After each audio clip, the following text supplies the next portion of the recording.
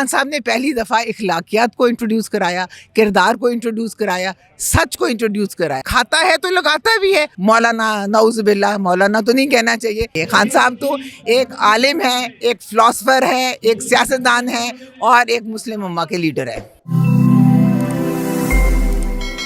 میرا نام روبینہ شاہین ہے. میں ویمن ونگ پریزیڈنٹ ہوں پاکستان تحریک انصاف سینٹرل پنجاب سے, اور میں لاہور سے آئی ہوں. جی, آج ہم اس جلسے کے سلسلے میں آئے ہیں جو خان صاحب کی کال ہے, اس کے لیے ہم اپنی پوری ٹیم کے ساتھ میں آئی ہوں. جی, تو کیا ایسا جذبہ ہے آپ کے اندر جو آپ کو لاہور سے اتنی شدید گرمی میں یہاں پہ لے آیا؟ دیکھیں جی, یہ بات صرف ایک انسان کی یا ایک پارٹی کی نہیں ہے. میں سمجھتی ہوں کہ یہ پوری پاکستانی قوم کی بات ہے اور یہ پوری مسلم امہ کی بات ہے.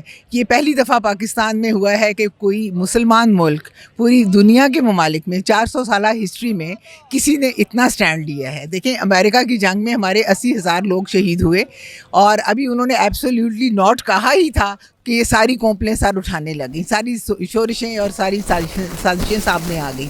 اور اس کے بعد یہ جو اسلاموفوبیا کا انہوں نے کروایا ہے, UN سے قرارداد پاس کروائی ہے, اس کے بعد آپ کے سامنے ساری کہانی کھل کے سامنے آ گئی ہے. اب آپ کو سمجھ آ گیا ہوگا کہ کون پاکستان کے لیے کھڑا ہے, کون مسلمانوں کے لیے کھڑا ہے, کون آنے والی نسل کے لیے کھڑا ہے, اور کون کفار کے لیے کھڑا ہے اور ذاتی مفاد کے لیے کھڑا ہے. دوسری بات یہ ہے کہ ہمارا جو الیکشن کا نظام ہے, جو ہمارا سیاسی نظام ہے, اس میں ضمیروں کی خرید و فروخت بہت ہوتی ہے. ضمیروں کی آج کل نیلامی ہوئی بھی ہے, نیلام گھر لگا ہوا ہے. میں سمجھتی ہوں اس کو خان صاحب کو یہ کریڈٹ جائے گا انشاءاللہ تعالیٰ, تاریخ میں لکھا جائے گا. جس طرح باقی ان کے کارنامے ہیں, جس طرح نیوٹرل امپائر انہوں نے بنائے ہیں, جس طرح اسلاموفوبیا کا انہوں نے بل پاس کروایا ہے, جس طرح ایبسولوٹلی ناٹ انہوں نے صرف مسلمان ملکوں میں کہا ہے, انشاءاللہ یہ فلور کراسنگ پاکستان میں بند ہو جائے گی. جس طرح یہ اب کورٹس میں گئے ہوئے ہیں, جس طرح سے یہ آرٹیکل 63A کی تشریح مانگ رہے ہیں, پریزیڈنشل جو آرڈیننس ہے اس کے اوپر, میں سمجھتی ہوں کہ یہ بھی ایک لینڈ مارک ہوگا. اور خان صاحب پاکستان کے لیے تو سوچتے ہی ہیں, لیکن آنے والی نسل کا سوچتے ہیں, پاکستان کو ایک قوم بنانے کا سوچتے ہیں, جس کے لیے ہم سب لوگ ان کے ساتھ کھڑے ہیں. ہمیں پیٹ پر پتھر باندھنے پڑیں گے, ہم باندھیں گے.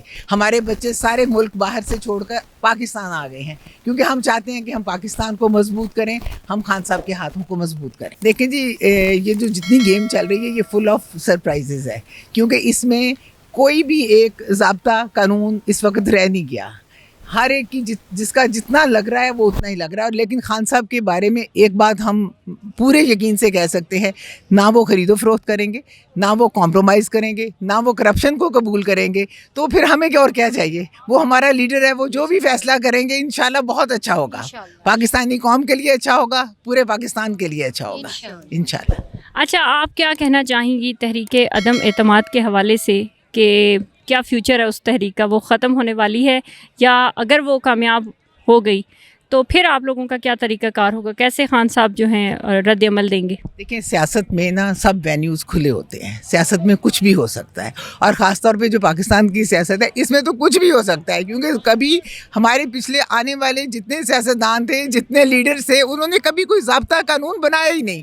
انہوں نے جسٹ, ان کا ایک خدا تھا, ان کا ایک رشتہ تھا, وہ پیسے کا رشتہ تھا.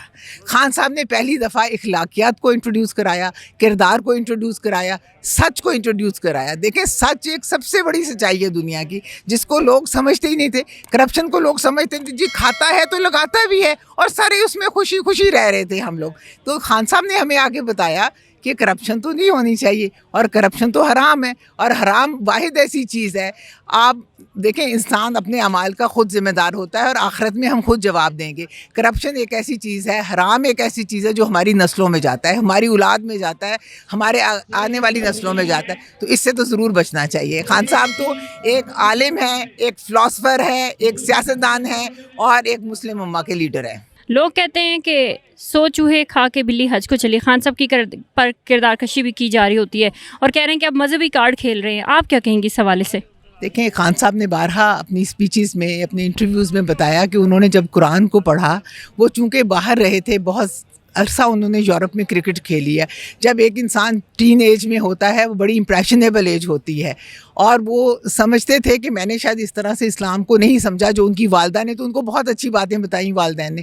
لیکن جب وہ میچور ہوئے, انہوں نے قرآن کو پڑھ کے سمجھا. تو میں سمجھتی ہوں یہ تو اللہ کی بہت بڑی مہربانی ہے کہ انسان کوئی قرآن کو پڑھے, اس کا ترجمہ کرے اور پھر اس کو سمجھ کے صحیح مسلمان بنے. تو اصلی مسلمان تو وہی ہیں, ہم سب تو نسلی مسلمان ہیں چونکہ ہم مسلمان گھرانوں میں پیدا ہوئے ہیں.